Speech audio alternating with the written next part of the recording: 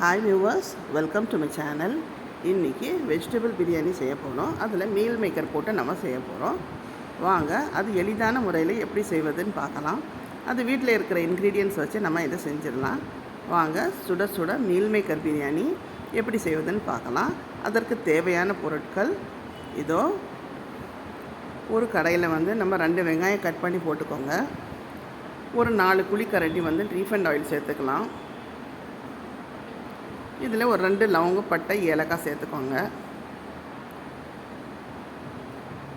சேர்த்துட்டு நம்ம எல்லாம் ஃப்ரை பண்ணிடலாம். நல்லா கோல்டன் ப்ரௌன் கலர் வர வரைக்கும் நம்ம அந்த வெங்காயத்தை நம்ம நல்லா வதக்கிக்கலாம். இந்த மாதிரி நல்லா வதக்கிக்கோங்க. பாருங்கள், இந்த ஸ்டேஜில் நம்ம 2 டேபிள் ஸ்பூன் அளவுக்கு நம்ம வீட்டிலையே அரைச்ச இஞ்சி பூண்டு பேஸ்ட்டை சேர்த்துப்போம். சேர்த்துட்டு அந்த எண்ணெயிலேயே அந்த வெங்காயத்தோடு நல்லா வதக்கிக்கலாம். இந்த மாதிரி ஃப்ரை பண்ணி விடுங்க. நல்லா ஃப்ரை ஆகட்டும்.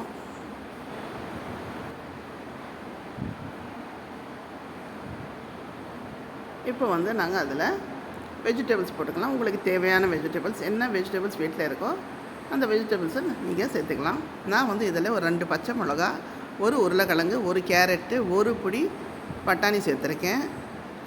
புதினா தலையும் அதிலேயே சேர்த்துக்கிட்டேன். நான் போட்டு நம்ம கட் பண்ணி எல்லாமே அதில் சேர்த்து வதக்கிக்கலாம். இந்த மாதிரி போட்டு நல்லா வதக்கிக்கோங்க. இது ரொம்ப எளிதான முறையில் நம்ம செய்யணும், அவ்வளோதான். ஒன்றா போட்டு நம்ம செய்கிறத விட எல்லாமே சேர்த்து நம்ம எது ஒன்றா சேர்த்து போடணுமோ அதை சேர்த்து நம்ம போட்டாச்சு. அதில் நல்லா ஃப்ரை ஆகட்டும். இந்த நேரத்தில் மீல் மேக்கர் ஒரு பிடி அளவுக்கு நம்ம சேர்த்துக்கலாம். ஏன்னா நான் 2 அளவுக்கு அரிசி தான் எடுத்திருக்கேன். ஸோ இந்த மீல் மேக்கரை ஒரு பிடி எடுத்து நம்ம நல்லா வாஷ் பண்ணி அதுவும் அந்த எண்ணெயிலேயே போட்டுக்கலாம். அந்த வெஜிடபிள்ஸோட சேர்த்து நம்ம நல்லா ஃப்ரை பண்ணுவோம். இந்த மாதிரி நல்லா ஃப்ரை பண்ணிக்கோங்க எல்லாமே சேர்த்து. இப்போ நம்ம தக்காளி ஒரு 4 தக்காளி நம்ம மிக்சியில் அரைச்சி ஒன்றும் பாதியமாக போட்டுக்கலாம். இந்த மாதிரி போட்டுக்கோங்க. இதிலே ஒரு 3 டேபிள் ஸ்பூன் அளவுக்கு நம்ம தயிர் சேர்த்துக்கலாம். சேர்த்துட்டு நல்லா மிக்ஸ் பண்ணி விடுங்க. நல்லா குக் ஆகட்டும் இந்த ஃபுல் இன்க்ரீடியன்ட்ஸு. இந்த மாதிரி மிக்ஸ் பண்ணிவிட்டு நல்லா குக் பண்ணுங்கள்.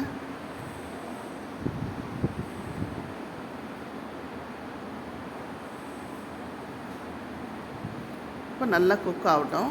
இந்த நேரத்தில் நம்ம 1 டேபிள் ஸ்பூன் அளவுக்கு மிளகாத்தூள் சேர்த்துக்கலாம். பாதி டேபிள் ஸ்பூன் அளவுக்கு உப்பு சேர்த்துக்கோங்க.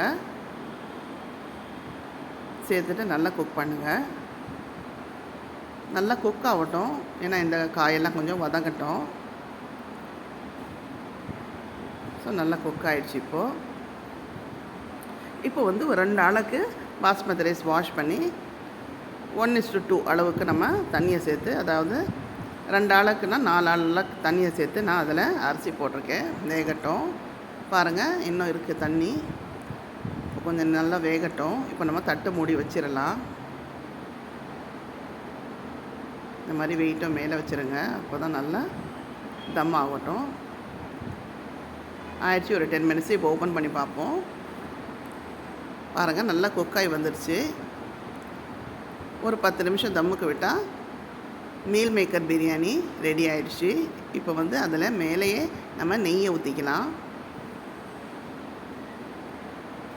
உங்களுக்கு வேணும்னா தாளிக்க வச்ச கூட நீங்கள் நெய் யூஸ் பண்ணிக்கலாம். நான் கடைசியில் யூஸ் பண்ணுவேன். அப்போ தான் நல்லா வாசனையாக இருக்கும். பிரியாணி எடுத்து சர்வ் பண்ணுறச்ச முடிஞ்சது. Biryani meal maker biryani ready ஆகிடுச்சு. வாங்க இப்போ தட்டு மூடி வச்சிடலாம். ஆஃப்டர் 10 மினிட்ஸ் நம்ம ஓப்பன் பண்ணி பார்க்கலாம் எப்படி இருக்குதுன்னு சொல்லிட்டு. வாங்க, சுவையான டேஸ்டியான meal maker vegetable biryani ready ஆகிடுச்சு.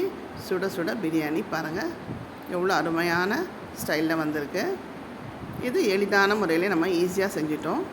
வாங்க இப்போது சர்வ் பண்ணிடலாம். இந்த ரெசிபி உங்களுக்கு பிடிச்சிருந்ததுன்னா இந்த வீடியோவை லைக் பண்ணுங்கள், ஷேர் பண்ணுங்கள், கமெண்ட் பண்ணுங்கள். மறக்காமல் பானூஸ் கிராண்ட் ஃபீஸ்ட் சேனலை சப்ஸ்கிரைப் பண்ணிவிடுங்க.